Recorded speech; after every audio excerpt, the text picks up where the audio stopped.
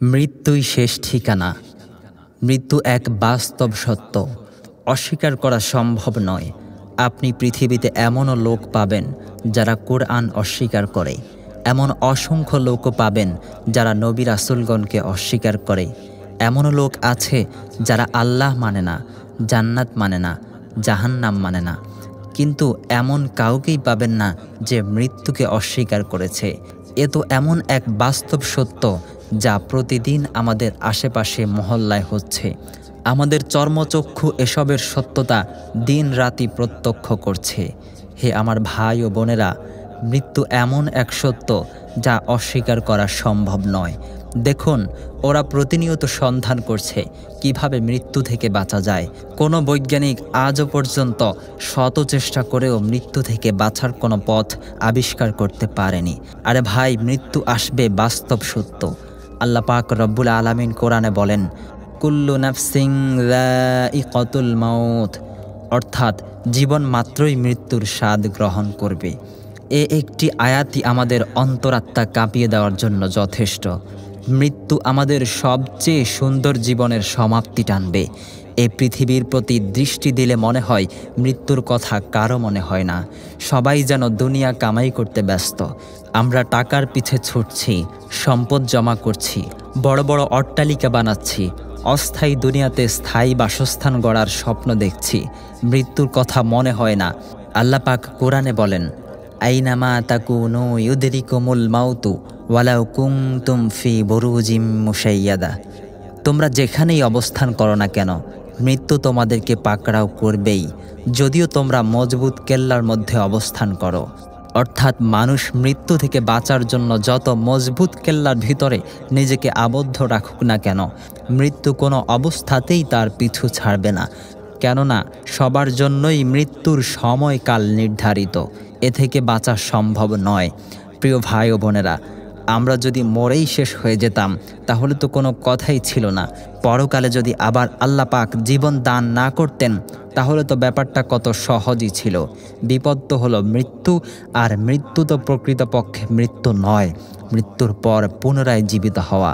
যদি নাফরমান হয়ে মৃত্যু হয় তবে শেষ বিচারের দিন ভয়ঙ্কর পরিণতি অপেক্ষা করছে।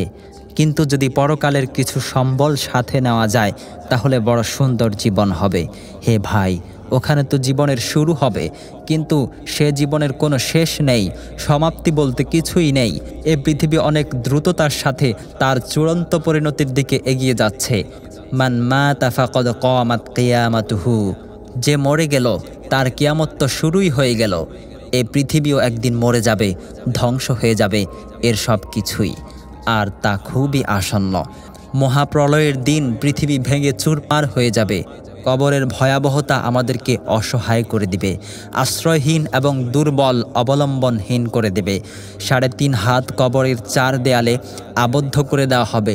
সেখানে মানুষ ভয়ে চিৎকার করে কাঁদতে চাইবে, কিন্তু চিৎকার করতে পারবে না। কিছু বলতে চাইবে, কিন্তু বলতে পারবে না। মৃত ব্যক্তিকে কবরে নেওয়ার সময় বলতে থাকে, আমাকে কোথায় নিয়ে যাচ্ছ? কবরে নামানো হলে সে বলতে থাকে, আমাকে অন্ধকার কবরে একাকী ফেলে রেখে যেও না। সেদিন মানুষের সব ইচ্ছা শেষ হয়ে যাবে, মৃত্যু আশা আকাঙ্ক্ষাকে শেষ করে দিবে। ভাই সব, আমরা মৃত্যুর মাধ্যমে এ পৃথিবীর তামাশা শেষ করে পরকালের জীবনে হাজির হব। আজ আমরা ছোটোখাটো বিষয়াবলী নিয়ে কতই না ব্যস্ত থাকি, কিন্তু মৃত্যু কী জিনিস? আমরা মরে যাব, পৃথিবী ধ্বংস হবে, এটাই তো সবচেয়ে বড় সমস্যা। কিন্তু আমরা সে ব্যাপারে কি বেখবরই থাকব? আমরা দুনিয়াতে বিছানার পুরাতন চাদর বদলিয়ে নতুন চাদর বিছাই আরামের জন্য। প্রিয় ভাই, সেদিন কবরে শুধুমাত্র মাটির বিছানা হবে। সেদিনটি কেমন হবে? বালিশও হবে মাটির। সে সময় কেমন অদ্ভুত হবে! আজ যখন আমাদের ঘরে বৈদ্যুতিক বাতি ফিউজ হয়ে যায়, সাথে সাথে নতুন করে বাতি লাগাই, কিন্তু কবরে কেমন অবস্থা হবে যখন অন্ধকারে মানুষ ছটফট করতে থাকবে। আজ দুনিয়াতে আমরা কলিং বেল বাজালে চাকর এসে পড়ে, কাজ করে দেয়। সেদিন কেমন হবে? না থাকবে কোনো চাকর বাকর, না কেউ আমাদের কথা শুনবে, না আমরা কারো কথা শুনতে পাবো। আজ শরীরে ময়লা লাগলে ধুয়ে ফেলি, সেদিন কেমন হবে যেদিন পোকার চাদর সমস্ত শরীরে ছেয়ে যাবে। আজ আমরা কত সুন্দর করে শরীর, হাত, পা, মুখ পরিপাটি করে রাখি, চোখে সুরমা লাগাই, চুলে শ্যাম্পু করি, দামি সেন্ট ব্যবহার করি। সেদিন কেমন হবে? হায়, সেদিন আমার এই শরীর ও মুখমণ্ডল, এই হাত, এই সুন্দর দুই চোখ পোকামাকড়ে খেতে থাকবে। প্রিয় ভাই ও বোনেরা, আমরা কি এভাবেই চলব? ভয়ঙ্কর সে পরিণতির কথা আমরা কি কখনো ভেবে দেখেছি? আমরা কি পাপযুক্ত শরীরটাকে পোকামাকড়ের খাদ্য বানিয়ে কবরে নিয়ে যাব? আল্লাহ পাক বলেন, আফা হাসিবতুম আন্নামা খলাকনাকুম আবাসাও ওয়া আন্নাকুম ইলাইনা লা তুরজাউন। তোমরা কি এই ধারণা পোষণ করেছ যে আমি তোমাদেরকে অহেতুক উদ্দেশ্যহীন সৃষ্টি করেছি আর তোমরা আমার কাছে প্রত্যাবর্তন করবে না? মা ইউলফিজু মিন কাউলিন ইল্লা লাদাইহি রাকিবুন আতীদ।